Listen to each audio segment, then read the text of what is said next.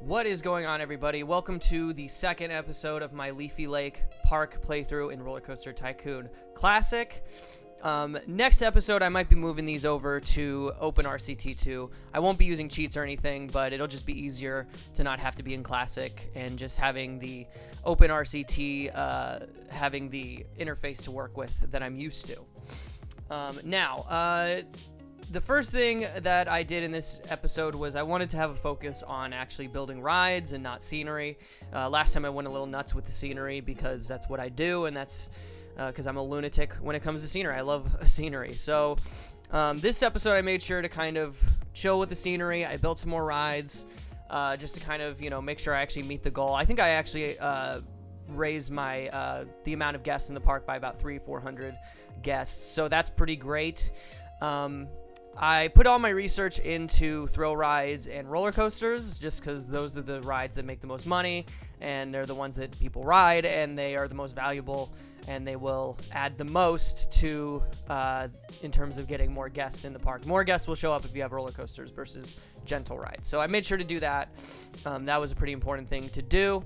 Now I went ahead and built a looping coaster. This is just a quick little money making. I mean, everyone does this at some point or another. I feel like, there's some small mini coasters that you can build that'll make you a lot of money. You can charge a lot of money for it because it's still like a steel roller coaster or a looping roller coaster, like a valuable design, but it's just really small and it's designed to make money, but it's a roller coaster you'd never see in a theme park. But this is one that, since I'm going for realism here, this is a roller coaster you would see in real life. So I made sure I wanted to just have a realistic coaster that's going to make me a lot of money.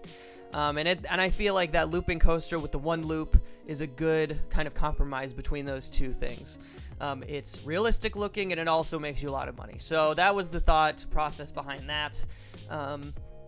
Like I said, I'm just trying to kind of fill the park up with rides versus scenery. Although here you can see me building a scenery building because the food stalls are kind of lame looking. A lot of times they don't really have much synergy. Like they all look real different from each other, and they don't look like they all belong together. So I went ahead and just made this quick little building for that, and added some scenery in. The last two things I did. One was I made this sort of thrill ride section towards the back corner of the park, just in an effort to kind of I did a lot of research to get thrill rides because they're a real easy, quick way to make money. They have good stats, so you can charge a lot for them, and they don't cost a ton of money to build like a roller coaster does. So thrill rides are a good happy medium between making money versus not having to spend a lot to build. So that's why I like thrill rides a lot, and that's why I had that launch free fall in the back, and later you'll see there's another attraction that will be in that area of the park that's kind of similar. And then going back to the scenery, I just wanted to remake that building because I didn't think it looked very good, and I just wanted to fix it. So my another thing that happened in this episode was I got a notification at the bottom that said I don't have enough handymen, or that my handymen need to be organized a little bit better. And so I made sure to do that.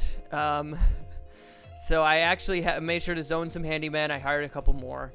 Now that the park is kind of growing a little bit and people are throwing up a little bit more. It happens. It happens to the best of us. So that is the secret ride that's in the back of the park, was a top spin. I have that little thrill ride section towards the back now. So I'm starting to fill up the front half of the park, and we're getting to that flat section towards the back, which I'm pretty excited about. It'll be really easy to build some really cool rides back there.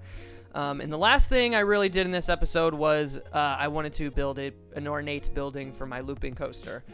Obviously, that's like scenery sort of my thing. I'm not like the best at scenery, but I like to think I'm pretty good at designing buildings in the game.